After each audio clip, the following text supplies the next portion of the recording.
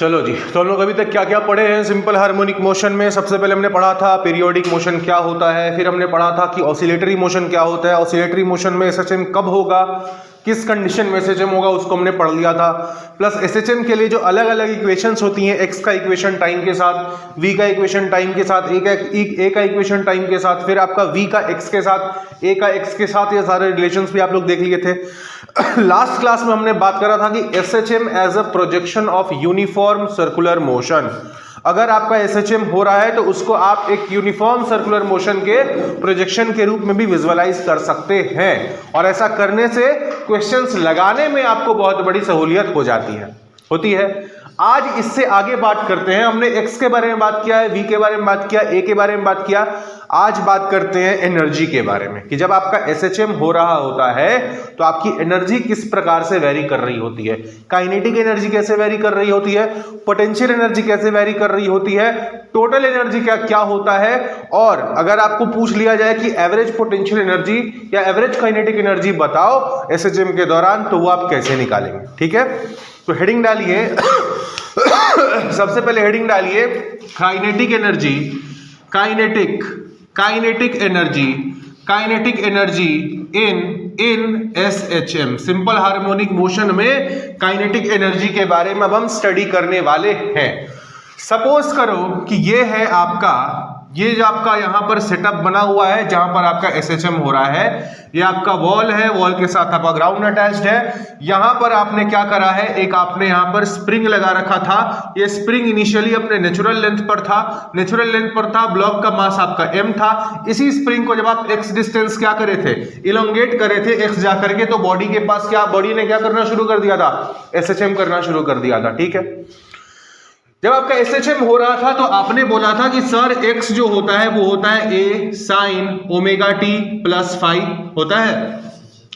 इसी को डिफरेंशिएट करके आपने बोला था कि सर जो आपका वेलोसिटी है वो टाइम के साथ कुछ इस प्रकार से वेरी करता है, a omega cos of omega t plus phi.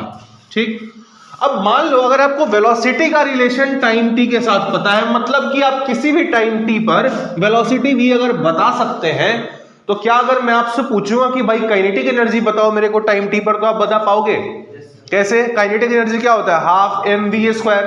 तो क्योंकि आपको v का फंक्शन टाइम t के साथ पता है, तो हम काइनेटिक एनर्जी को भी टाइम के साथ रिलेट कर सकते हैं।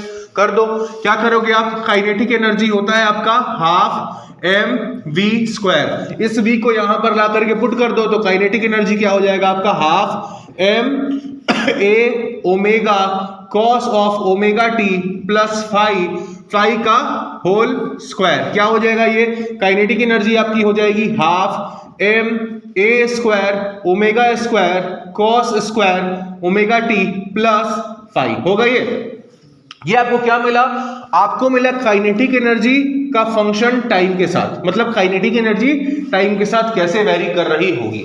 अभी क्या करते हैं, इसको और सिंप्लीफाई करते हैं। क्या हम इस cos square omega t plus phi को, cos स्क्वायर ओमेगा, देखो आपने पढ़ा होगा ट्रिग्नोमेट्री में कि आपका जो cos 2 थीटा होता है, इसका फॉर्मूला होता है 2 cos स्क्वायर थीटा माइनस 1। पढ़ा है ट्रिग्नोमेट्री में। अगर ऐसा होता है तो आप cos स्क्वायर थीटा को कैसे लिख सकते हैं, आप इसको लिख सकते हैं क्या, 2 cos square theta is equal to 1 plus cos 2 theta लिख सकते हैं। तो अगर आप इसको ऐसे लिख सकते हैं तो आप cos स्क्वायर थीटा को कैसे लिख सकते हैं, 1 प्लस cos 2 थीटा बाई 2 लिख सकते हैं। तो यहां पर क्या है, cos square omega t plus phi है, थीटा की जगह क्या है, omega cos square omega t plus phi. तो हम इसको क्या ऐसे लिख सकते हैं, 1 plus cos 2 of omega t plus phi by 2 लिख सकते हैं। तो हम यहां पर सेम चीज करने जा रहे हैं कि काइनेटिक एनर्जी को हमने हम लिखेंगे half m a square omega square, और cos square omega t plus phi को हमने लिखा 1 plus cos of 2 times of omega t plus phi divided by क्या हमने कर दिया 2। ठीक है, यहां तक किसी को कोई दिक्कत नहीं होनी चाहिए। आगे बात कर लो कि सर अगर ऐसा आपने किया तो काइनेटिक एनर्जी क्या बन करके आया। अब देखो यहां पर जो half m a square omega square है, इसको हम क्या करेंगे, एक बार इसको, अच्छा देखो इसको और सिंप्लीफाइड तरीके से लिखते हैं, शायद हो सकता है किसी को समझने में दिक्कत हो। एक स्टेप हम यहां और बढ़ा देते हैं कि half m omega square a square, और इसको ये जो आपका है ना न्यूमरेटर बाई डिनोमिनेटर, हम क्या कर रहे हैं, इसको अलग अलग करने वाले हैं। इसको क्या हम 1/2 plus cos of 2 times of omega t plus phi divided by 2 ऐसे लिख सकते हैं क्या? लिख सकते हैं। अब हम क्या करेंगे कि ये जो आपका half M A square omega square है, इसको एक बार हम 1/2 से मल्टीप्लाई करेंगे और एक बार हम इसको क्या करेंगे, इस कॉस वाले फंक्शन से मल्टीप्लाई करेंगे। तो मेरा क्या आएगा, मेरा आ जाएगा equation kinetic energy is equal to, ये जब इस 1/2 के साथ मल्टीप्लाई हो तो क्या आएगा, 1/4 M A square omega square plus 1/4 M A square omega square cos of 2 omega T plus 2 phi. आया ये आया आपका काइनेटिक एनर्जी का रिलेशन, काइनेटिक एनर्जी का रिलेशन टाइम टी के साथ आया। बट आपने, हो सकता है कुछ लोग आप में से सोच रहे होंगे कि सर जब काइनेटिक एनर्जी टाइम टी के साथ मेरे को यहीं पर मिल गया था, ये भी तो काइनेटिक एनर्जी टाइम टी के साथ था, तो फिर इतना स्टेप बढ़ा करके इस फॉर्म में लिखने की आवश्यकता क्या थी, है ना। इस फॉर्म में लिखने की आवश्यकता ये है कि आप यहां पर काइनेटिक एनर्जी को क्या लिखे हो, half M A square omega square plus 1/4 M A square omega square plus 1/4 M A square omega square cos 2 omega T plus 2 phi. इस पूरे में ये वाला जो पार्ट है, ये वाला जो पार्ट है, क्या ये कांस्टेंट है? ये तो नहीं बदल रहा है, आपका मास कांस्टेंट है, एम्पलीट्यूड कांस्टेंट है, ओमेगा भी कांस्टेंट है, ये आपका क्या है, ये आपका कांस्टेंट है, ठीक है। मगर जो ये वाला पार्ट है, यहां पर टाइम क्या है, वेरिएबल है, टाइम चेंज कर रहा है। तो अगर टाइम चेंज कर रहा है तो ये वाला जो पार्ट है काइनेटिक एनर्जी का, ये क्या कर रहा है, वेरिएबल है। पहली बात पता चली। दूसरी बात जो पता चली कि यार जो काइनेटिक एनर्जी का फ्रीक्वेंसी है ना, वो 2 ओमेगा है। आपका एसएचएम का फ्रीक्वेंसी कितना था, ओमेगा, और काइनेटिक एनर्जी का फ्रीक्वेंसी कितना है, 2 ओमेगा है। मतलब कि अगर एसएचएम का टाइम पीरियड टी होगा तो इसका टाइम पीरियड t/2 हो जाएगा। मतलब जितने टाइम में आपका एसएचएम 1 साइकिल कंप्लीट करेगा, उतने टाइम में आपका काइनेटिक एनर्जी 2 साइकिल कंप्लीट करेगा, क्योंकि ये डबल एंगुलर फ्रीक्वेंसी के साथ वेरी कर रहा है। आ रहा है बात समझ में? पहले यहां तक लिखिए, फिर आगे बढ़ते हैं।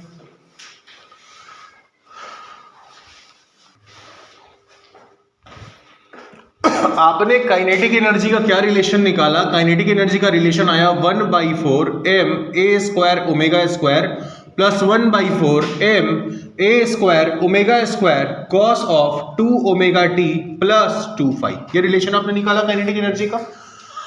अब हमने आपको यहां पर, अभी हम थोड़ी देर पहले आपसे ये कहना चाह रहे थे कि अगर आपका simple harmonic motion, simple harmonic motion को आप कैसे दिखा रहे थे, x equal to A sine omega T plus phi. अगर आपका एसएचएम का फ्रीक्वेंसी ओमेगा है तो काइनेटिक एनर्जी का फ्रीक्वेंसी कितना है, काइनेटिक एनर्जी का फ्रीक्वेंसी है आपका 2 ओमेगा। टाइम पीरियड पर इसका क्या फर्क पड़ेगा, अगर इसका टाइम पीरियड t होगा तो काइनेटिक एनर्जी के लिए टाइम पीरियड आपका हो जाएगा t/2। मतलब कि आपका टाइम पीरियड का फॉर्मूला क्या होता है, t equal to 2 pi by omega. अब इसके लिए क्या है, ओमेगा आपका है तो 2 पाई बाई ओमेगा, इसके लिए एसएचएम के लिए। काइनेटिक एनर्जी के लिए आप यही निकालेंगे तो 2 पाई बाई 2 ओमेगा।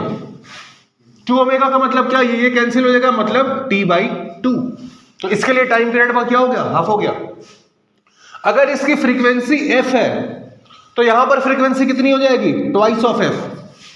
आ रहा है समझ में? अभी और अच्छे से समझ में आएगा, रुको वेट करो।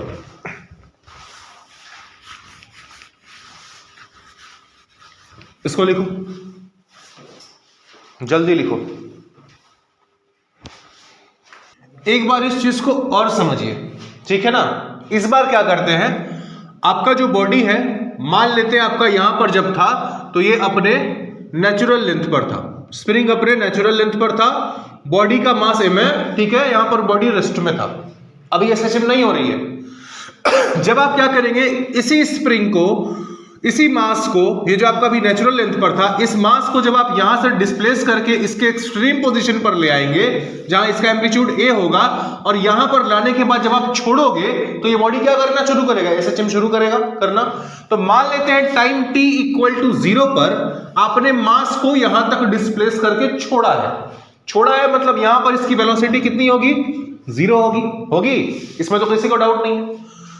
कुछ देर के बाद जब आप इसको छोड़ेंगे, उसके कुछ देर के बाद ये क्या होगा, यहां से चलता इस वाले एक्सट्रीम पोजीशन पे आ जाएगा।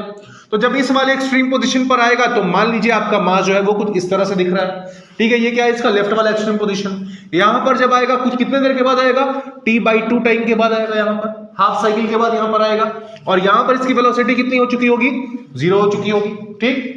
और उसके बाद फिर क्या करेगा, वापस अपने यहां से फिर चल करके कहां पहुंच जाएगा, अपने राइट वाले एक्सट्रीम पोजीशन पे पहुंचेगा। ठीक है, तो आपका जो बॉडी था टाइम t इक्वल टू 0 पर यहां से चलना शुरू हुआ, फिर अपने लेफ्ट वाले एक्सट्रीम पोजीशन पर आया और वापस अपने इनिशियल पोजीशन पर यहां पर टाइम t के बाद यहां पर पहुंच गया, टाइम पीरियड t के बाद पहुंच गया। मतलब यहां से यहां आने तक में हमने बोला कि आपका बॉडी कितना साइकिल कंप्लीट किया, एक साइकिल कंप्लीट किया।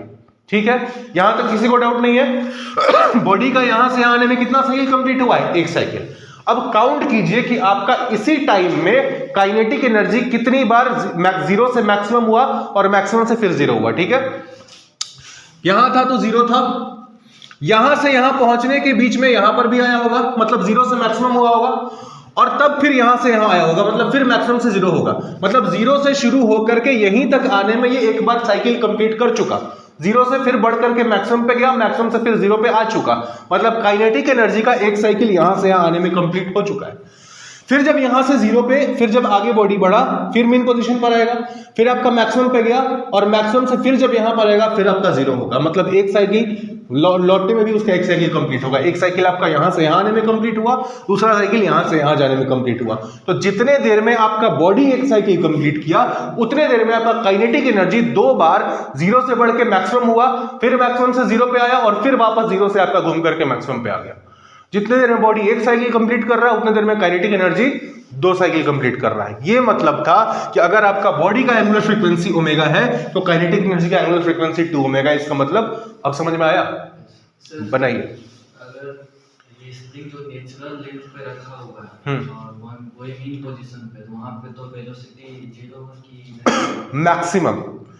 अभी इस स्टेट में ना, जब आपने कुछ नहीं, इसको छेड़छाड़ कुछ नहीं किया, तब तो ऑब्वियस सी बात है कुछ नहीं होगा। बट एक बार एसएचएम शुरू हो गया, एक बार एसएचएम शुरू होने के बाद यहां पर क्या होगा, जब जब मेन पोजीशन पे बॉडी आएगा उसका वेलोसिटी वहां पर क्या होगा, मैक्सिमम होगा। आया समझ में, बनाइए।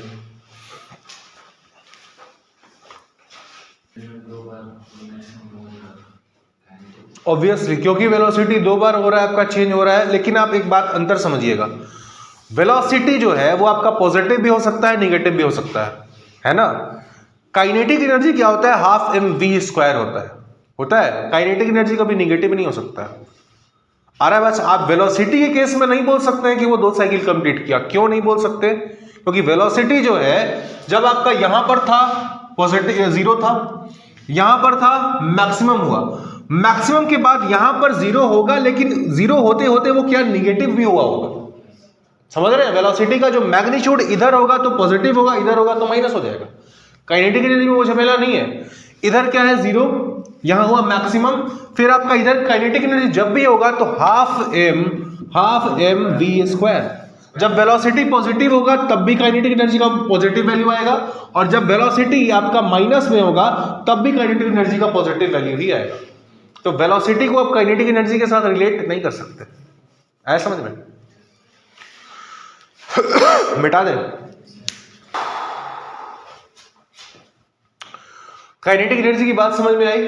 अब बात करते हैं पोटेंशियल एनर्जी की। पोटेंशियल एनर्जी मतलब मान लीजिए ये आपका स्प्रिंग है जो अपने नेचुरल लेंथ पर था, ठीक है, मास m स्प्रिंग का आपका नेचुरल लेंथ पर यहां था। आपने क्या किया, इस स्प्रिंग को यहां से एक्सटेंड करके इसको कहां पर पहुंचा दिया आपने, मान लेते कि आपने यहां से x दूरी पर पहुंचा दिया है, ठीक है। तो यहां पर बॉडी की पोटेंशियल, जैसे काइनेटिक एनर्जी में क्या था, हमको पता था कि हाफ एम वी स्क्वायर, ठीक है, बॉडी का वेलोसिटी मास का वेलोसिटी लेते थे और उस हाफ एम वी स्क्वायर में डालते थे, काइनेटिक एनर्जी का मिल जाता था। यहां पर अगर मेरे को बॉडी का पोटेंशियल एनर्जी पता करना है, काइनेटिक एनर्जी में पोटेंशियल एनर्जी पता करना है, तो हम कैसे पता करेंगे, क्या तरीका है पोटेंशियल एनर्जी पता करने का, बताइए। कोई फॉर्मूला आपको मालूम है? m इंटू माइनस के एक्स। पोटेंशियल एनर्जी होता क्या है, आप मेरे को बताइए। वर्क एनर्जी पावर में हमने पढ़ा था, what is potential energy. Potential energy को हम कैसे डिफाइन करते हैं, कौन बताएगा? How do we define potential energy, किसको याद है? एग्जैक्टली, चेंज इन, पहला चीज पोटेंशियल एनर्जी नहीं, चेंज इन पोटेंशियल एनर्जी हम लोग डिफाइन करते हैं। कैसे डिफाइन करते हैं? तो जो आपका चेंज इन पोटेंशियल एनर्जी होता है, ये क्या होता है, minus of work done by the conservative force. यही तो होता है, minus of work done by the conservative force. अब यहां पर कौन है कंजर्वेटिव फोर्स लगाने वाला? आपका स्प्रिंग। और स्प्रिंग कितना फोर्स लगा रहा है? Minus of kx। तो हमको फोर्स का वैल्यू पता है, और फोर्स मेरा कैसा है? फोर्स मेरा वेरिएबल है। वर्क डन निकालने का तरीका क्या है? अगर आपका फोर्स वेरिएबल हो, integration of F dot ds। Integration का यूज करते हैं कब? जब आपका फोर्स वेरिएबल हो तब। तो यहां फोर्स वेरिएबल है, x पर डिपेंड कर रहा है, जैसे जैसे x वेरी कर रहा है वैसे वैसे फोर्स बदल रहा है, तो हम क्या करेंगे? Integration of F dot ds लगाएंगे। तो हमारा work done minus delta U क्या हो जाएगा? Minus of work done by the spring लिखो, minus of work done by the spring. क्यों? क्योंकि आपका कंजर्वेटिव फोर्स कौन लगा रहा है? स्प्रिंग लगा रहा है। अब minus of work done by the spring मतलब क्या? Integration of F spring, F spring जो आपका फोर्स स्प्रिंग लगा रहा है, इंटू dx 0 से लेकर के x तक। तब आपको x पर पोटेंशियल एनर्जी पता चल जाएगी। अब क्या करो, इसका वैल्यू आपको पता है माइनस के एक्स को डाल दो, तो क्या हो जाएगा? ये minus of kx dx integration कहां से लेकर के 0 से x। अब आप क्या करो, इस माइनस को इंटीग्रेशन के बाहर ले लो, ले लिया बाहर, क्या हो? अच्छा एक मिनट, ये आपका माइनस जो था, ये माइनस तो पहले से ही था, ये वाला माइनस, और फोर्स का माइनस तो अलग है माइनस के x, तो ये माइनस माइनस मिलकर क्या हो जाएगा? प्लस हो जाएगा। होगा कि नहीं होगा? ये माइनस, फिर से समझिएगा, आपका ये वाला जो माइनस है, ये तो आपके चेंज इन पोटेंशियल एनर्जी के फॉर्मूले में पहले से है, ठीक है। यहां जो आपका एफ स्प्रिंग है, एफ स्प्रिंग खुद से नेगेटिव है, तो ये आपका इसके लिए माइनस अलग से आएगा, और ये वाला माइनस जो यहां पर था, तो ये माइनस मिलकर क्या हो गया? प्लस हो गया। तो आपका चेंज इन पोटेंशियल एनर्जी कितना आया? इसका इंटीग्रेशन क्या हो जाएगा? इंटीग्रेशन ऑफ kx dx कहां तक? 0 से x तक। और kx का इंटीग्रेशन क्या होता है? kx स्क्वायर बाई 2, लिमिट कहां से कहां? 0 से x तक। तो आपका x पर आपका पोटेंशियल एनर्जी कितना आया? Half. Change in potential energy आया हाफ के x स्क्वायर। अब चेंज इन पोटेंशियल एनर्जी मतलब का u final minus u initial, u final minus u initial is equal to क्या? हाफ के x स्क्वायर। u इनिशियल को अगर हम अपने से, जब आपका बॉडी यहां पर था, रेस्ट में था, हम मान लेते हैं उसका पोटेंशियल एनर्जी यहां पर 0 था, अपने मन से एक रेफरेंस मान सकते हैं ना भाई, हम मान लेते हैं इसका यहां पर पोटेंशियल एनर्जी 0 था, तो 0 अगर आप मान लेंगे तो यहां पर आपको x पर आपका पोटेंशियल एनर्जी कितना आ जाएगा? हाफ के x स्क्वायर। मतलब जब भी आपका बॉडी मीन पोजीशन से x दूरी पर होगा, तब उसके पास कितनी पोटेंशियल एनर्जी होगी? हाफ के x स्क्वायर। आए समझ में? लिखिए। एम्पलीट्यूड हम यूज कर सकते हैं? हाँ अभी आएंगे, एम्पलीट्यूड पे भी आएंगे, लिखिए। तो आपके पास क्या आया फॉर्मूला कि अगर आप बॉडी को उसके मीन पोजीशन से x दूरी पर डिस्प्लेस करेंगे तो वहां पर उसकी पोटेंशियल एनर्जी कितनी हो जाएगी? हाफ के x स्क्वायर। या फिर जब भी आपका बॉडी मीन पोजीशन से x दूरी पर होगा तो उसमें कितनी पोटेंशियल एनर्जी होगी? हाफ के x स्क्वायर। आया समझ में? ठीक। अब सेम ऑपरेशन करना है, आपके पास पोटेंशियल एनर्जी का फॉर्मूला आ गया क्या? हाफ के x स्क्वायर। आपको x पता है टाइम के साथ कैसे वेरी करता है, तो क्या आप पता कर लेंगे कि पोटेंशियल एनर्जी टाइम के साथ कैसे वेरी करेगा? अगर आप x को उठा करके यहां पर डाल दो तो आपको पता चल जाएगा कि पोटेंशियल एनर्जी टाइम के साथ कैसे वेरी कर रहा है, ठीक है। डाल दो, क्या हो जाएगा? ये u is equal to half के x के बदले डाल दो a sine omega T plus phi, a sine omega T plus phi का क्या होल स्क्वायर। तो आपका पोटेंशियल एनर्जी क्या आ गया? हाफ के a square sine square omega T plus phi. आया? अब आप फिर से ट्रिग्नोमेट्री का हम यहां पर यूज करने वाले, क्या यूज करेंगे?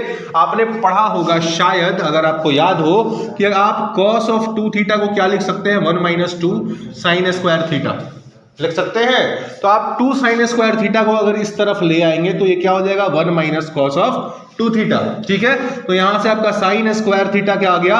1 minus cos 2 theta by 1 minus cos 2 theta by 2 आया। और क्या हम यहां पर sign square omega T plus five को लिख सकते हैं 1 minus cos 2 omega T plus 5 by 2?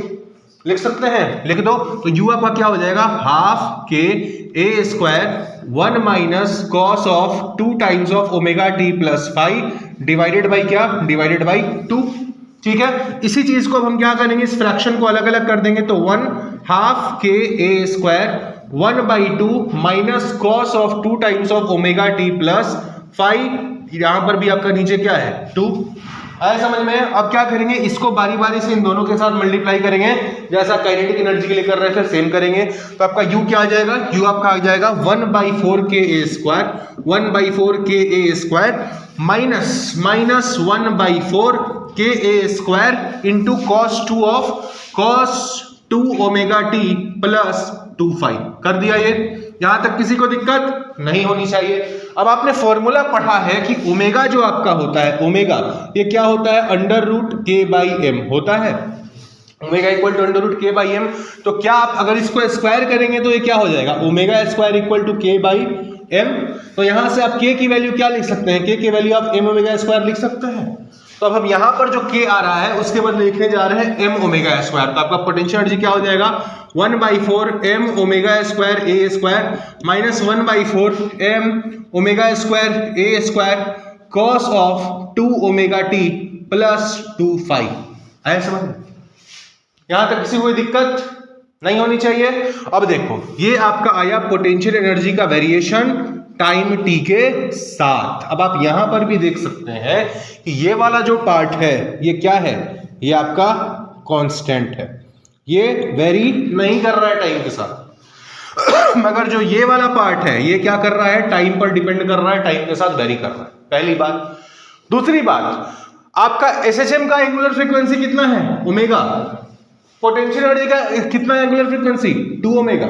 मतलब जितने टाइम में आपका बॉडी एक SHM कंप्लीट करेगा, एक साइकिल कंप्लीट करेगा, उतने टाइम में पोटेंशियल एनर्जी 2 साइकिल कंप्लीट कर चुका होगा। आया समझ में? लिखिए यहां तक, इसको अच्छे से समझते हैं। तो आपके पास पोटेंशियल एनर्जी का क्या रिलेशन आया है, पोटेंशियल एनर्जी का रिलेशन आया 1/4 ma² omega square minus 1/4 ma² omega square cos of 2 omega t plus 2 दोनों का सेम है, बस फर्क ये है यहां प्लस था, यहां पर क्या है, माइनस है। अब इस पर हम वापस आएंगे, फिर से आएंगे इस पर वापस, बट उससे पहले जरा समझ लेते हैं इस चीज को एक अच्छे तरीके से कि भाई आपका एंगुलर, आपका बॉडी का आपका फ्रीक्वेंसी कितना था, एसएचएम का फ्रीक्वेंसी कितना था, ओमेगा, और इसका 2 ओमेगा। इसका मतलब है क्या, इसको हम एक बार पिक्चर से भी विजुअलाइज कर लेते हैं। यहां पर मान लेते हैं बॉडी आपका रेस्ट पर था जब आपका स्प्रिंग नेचुरल लेंथ पर था, ठीक है। आपने क्या किया, इस बॉडी को यहां से स्ट्रेच किया, स्प्रिंग को आपने स्ट्रेच किया और बॉडी को आप यहां पर लेकर के आगे, इसको यहां से सपोज कर लेते हैं आपने इसके मैक्सिमम एम्पलीट्यूड जो आपका ए है, यहां पर आपने इस बॉडी को डिस्प्लेस किया और मतलब इसका एक्सट्रीम तक पोजीशन तक आपने रखा और टाइम t इक्वल टू 0 पर आपने ला करके इसको छोड़ दिया, ठीक है। यहां पर इसकी वेलोसिटी क्या रही होगी, 0 रही होगी। काइनेटिक पोटेंशियल एनर्जी का फॉर्मूला क्या आया था, पोटेंशियल एनर्जी का फॉर्मूला आया था ½ kx²।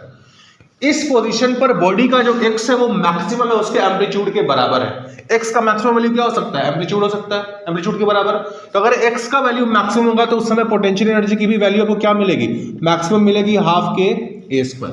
मतलब यहां पर आपका पोटेंशियल एनर्जी क्या है, पोटेंशियल एनर्जी अपना मैक्सिमम वैल्यू पर है ना। अगला, यहां से आपका बॉडी क्या करेगा, यहां से आपका बॉडी जब आप छोड़ेंगे तो बॉडी क्या करेगा, यहां से घूम करके कहां आएगा, अपने लेफ्ट वाले एक्सट्रीम पोजीशन पर आएगा। ये क्या है, बॉडी का मीन पोजीशन, और ये आपने यहां से छोड़ा, बॉडी यहां पर अपने लेफ्ट वाले एक्सट्रीम पोजीशन पर आ गया। लेफ्ट वाले एक्सट्रीम पोजीशन पर भी क्या है आपका, यहां से दूरी कितना है, एम्पलीट्यूड a के बराबर। पोटेंशियल एनर्जी का फॉर्मूला क्या होता है, ½ kx²। यहां पर एम्पलीट्यूड आपका निगेटिव है, लेकिन क्योंकि यहां पर स्क्वायर है तो पोटेंशियल एनर्जी अब भी क्या होगा, मैक्सिमम होगा ½ kA²। पोटेंशियल एनर्जी का वैल्यू नहीं बदलाएगा, भले आपका एम्पलीट्यूड यहां पर निगेटिव है, बट पोटेंशियल एनर्जी जितना यहां पर था उतना ही पोटेंशियल एनर्जी आपको यहां पर भी मिलेगा, क्योंकि ये आपका x का स्क्वायर है। आ रहा है बात समझ में? अब जरा एक बात बताना, यहां से आपने बॉडी को छोड़ा था, बॉडी यहां से अभी यहां तक पहुंचा है, मतलब अभी बॉडी ने हाफ साइकिल ही कंप्लीट किया है। जब आप यहां से छोड़ेंगे वापस, जब आप यहां से इसको वापस छोड़ेंगे, मतलब यहां से जब बॉडी आपका चलना शुरू करेगा और जब घूम करके यहां पर वापस पहुंचेगा, तब तो आप बोलोगे कि बॉडी अपने वापस जहां से चला था वहां वापस आ गया, मतलब एक साइकिल कंप्लीट किया। बॉडी जहां से चलना शुरू किया था वहां पर जब घूम करके आएगा तब बॉडी का एक साइकिल कंप्लीट होगा। लेकिन यहां से यहां आने तक काउंट करते हैं कि आपका पोटेंशियल एनर्जी कितनी बार 0 से मैक्सिमम से स्टार्ट होकर के फिर से मैक्सिमम पे पहुंचा और फिर से आपका दोबारा मैक्सिमम पे, कितनी बार आपका मैक्सिमम मिनिमम कितनी बार होगा, एक बार काउंट करते हैं। टाइम t इक्वल टू 0 पर आपका पोटेंशियल एनर्जी क्या था, मैक्सिमम था। यहां से यहां आने के बीच में एक समय बॉडी यहां पर भी आया होगा जब वो अपने मीन पोजीशन पर होगा, आया होगा। इस वाले पोजीशन पर जब बॉडी होगा वहां पर x की वैल्यू क्या होगी, 0। मतलब इस वाले पोजीशन पर जब इन दोनों के बीच में बॉडी जब यहां पर होगा वहां पर इसकी पोटेंशियल एनर्जी क्या हुई होगी, 0। मतलब मैक्सिमम से 0 आपका यहां तक बॉडी हो चुका था और फिर से जब यहां पर आया फिर से मैक्सिमम हो गया। मतलब मैक्सिमम से दोबारा घूम करके मैक्सिमम यहां पर आ चुका है। मतलब पोटेंशियल एनर्जी एक साइकिल कंप्लीट कर चुका है, जबकि बॉडी का भी सिर्फ हाफ साइकिल हुआ है, लेकिन पोटेंशियल एनर्जी का एक साइकिल हो चुका। फिर जब बॉडी यहां से चलना शुरू हुआ फिर क्या होगा, इसका यहां पर पोटेंशियल एनर्जी मैक्सिमम है, यहां से यहां आने के बीच में बॉडी यहां पर आया होगा। मतलब यहां से मैक्सिमम था, यहां पर 0 हुआ होगा और फिर 0 से मैक्सिमम हुआ। मतलब बाकी के बॉडी के हाफ साइकिल में भी पोटेंशियल एनर्जी ने अपनी एक साइकिल कंप्लीट करी। तो बॉडी कहने का मेरा मतलब यह है कि जब जितने टाइम में आपका बॉडी एक साइकिल कंप्लीट कर रहा है उतने ही टाइम में आपका पोटेंशियल एनर्जी भी काइनेटिक एनर्जी की तरह 2 साइकिल कंप्लीट कर रहा है। मैक्सिमम से बढ़ करके 0 पे जा रहा है, मैक्सिमम से 0, फिर 0 से मैक्सिमम, एक साइकिल कंप्लीट, फिर आपका मैक्सिमम से 0 और फिर 0 से मैक्सिमम, दूसरा साइकिल कंप्लीट। आपकी बॉडी का कितना साइकिल कंप्लीट हुआ, एक ही साइकिल। आया समझ में? ये मतलब था कि आपका बॉडी का अगर फ्रीक्वेंसी आपका ओमेगा है, एक्स का फ्रीक्वेंसी ओमेगा है, तो पोटेंशियल एनर्जी कितना आ रहा है, 2 ओमेगा आ रहा है। जल्दी से बनाइए फिगर। एक बार जब चला तो वहां पे मैक्सिमम देखिए यहां पर जब था एक सर्किल बनाता है, ठीक है, एक सर्किल बनाता है, ठीक है ना। यहां पर ये पोटेंशियल एनर्जी का सर्किल है, ये पोटेंशियल एनर्जी का सर्किल है, ठीक है। और एक सर्किल इधर बनाते हैं, ये आपका एसएचएम का सर्किल है, ठीक है। बॉडी मान लेते हैं कि आपका बॉडी एसएचएम में आपका इनिशियली कहां था, बॉडी आपका यहां पर था। टाइम t इक्वल टू 0 पर बॉडी आपका यहां पर था, तभी तो आपका इसका शेडो आपको ऐसा मिलेगा। इसका शेडो आपको यहां पर कब मिलेगा, यहां पर आपको शेडो कब मिलेगा, जब बॉडी आपका यहां पर होगा, ठीक है। और यहां पर इस वाले पोजीशन पर पोटेंशियल एनर्जी क्या है, आपकी मैक्सिमम है। पोटेंशियल एनर्जी की वैल्यू मान लेते हैं यहां पर आपका मैक्सिमम है, ठीक है। यहां से जब बॉडी चलना शुरू किया, यहां से जब बॉडी चलना शुरू किया, जब यहां पर आया तो पोटेंशियल एनर्जी मिनिमम हो गई। मिनिमम मतलब क्या, इसको सर्किल को हटा दो, आप ऐसे समझो, यहां पर पोटेंशियल एनर्जी की मैक्सिमम वैल्यू है, यहां पर पोटेंशियल एनर्जी की मिनिमम वैल्यू है, ठीक। जब बॉडी यहां पर था पोटेंशियल एनर्जी मैक्सिमम थी, बॉडी जब यहां पर आया पोटेंशियल एनर्जी मिनिमम हो गई, ठीक। और फिर जब यहां से आया पोटेंशियल एनर्जी फिर से मैक्सिमम हो गई। तो पोटेंशियल एनर्जी ने यहां से यहां जब मारा, फिर यहां से यहां जब मारा, एक साइकिल कंप्लीट, और बॉडी का यहां से भी सिर्फ यहीं तक आया है, मतलब बॉडी ने भी सिर्फ हाफ साइकिल कंप्लीट किया है। फिर जब बॉडी यहां से यहां पहुंचेगा पोटेंशियल एनर्जी क्या होगी, मैक्सिमम से मिनिमम होगी, और फिर आपका यहां से आएगा तो फिर आपका मिनिमम से मैक्सिमम हो जाएगी। तो बॉडी जब एक साइकिल मारा तो उतने देर में पोटेंशियल एनर्जी आपका मैक्सिमम से मिनिमम, फिर मिनिमम से मैक्सिमम कितनी बार किया, 2 बार किया। आ रहा है समझ में? लिखिए। अब देखो, इतने देर से हम बोर्ड पर अलग अलग चीज पढ़ा रहे हैं और सबको मिटाते जा रहे हैं, बट ये दोनों चीजों को हमने अभी तक लिख रखा है, अभी लाल कलम से लिखा है, मिटाया नहीं। इसका कारण है, कारण ये है कि आपका काइनेटिक एनर्जी ये है 1/4 ma square omega square plus 1/4 ma square omega square cos of 2 omega t plus 2 और पोटेंशियल एनर्जी भी इतना ही है, बस फर्क क्या है कि यहां पर माइनस है, ठीक है। टोटल मैकेनिकल एनर्जी अगर आपको निकालना हो किसी भी इंस्टेंट पर, मैकेनिकल एनर्जी क्या होता है, kinetic energy plus potential energy. तो अगर आपको टाइम t पर काइनेटिक एनर्जी पता है एट टाइम t, और उसी टाइम t पर आपको पोटेंशियल एनर्जी भी पता है, तो अगर आपको टाइम t पर मैकेनिकल एनर्जी पूछा जाए तो आप क्या करेंगे, kinetic energy plus potential energy, यही तो आपका होता है मैकेनिकल एनर्जी। तो अगर आपको मैकेनिकल एनर्जी हम पूछ रहे टाइम t पर, तो आप क्या करेंगे, इन दोनों को जोड़ देंगे। अगर आप इन दोनों को जोड़ेंगे तो क्या ये दोनों कट जाएगा, और इन दोनों का समेशन क्या आएगा, 1/4 ma square omega square 1/4 ma square omega square plus 1/4 ma square omega square, मतलब ये क्या आएगा आपका 1/2 ma स्क्वायर ओमेगा स्क्वायर। ये तो आपको वैल्यू पता चली, किसकी पता चली, आपको मैकेनिकल एनर्जी की वैल्यू पता चली। बट इससे ज्यादा जो इंपॉर्टेंट बात है वो ये है कि थ्रू आउट द मोशन ये क्या है, कांस्टेंट है। ये आपका through out the motion constant है। ये आपके वेरी कर रहे थे क्योंकि इनका सिर्फ एक पार्ट कांस्टेंट था, दूसरा पार्ट आपका वेरी कर रहा था। इसका भी एक पार्ट कांस्टेंट था, दूसरा पार्ट वेरी कर रहा था। But mechanical energy through out the motion constant है, यानी law of conservation of mechanical energy SHM में आपने वेरीफाई कर दिया कि during SHM law of conservation of mechanical energy valid होती है। होगी भी भाई, बिल्कुल होगी। क्यों होगी?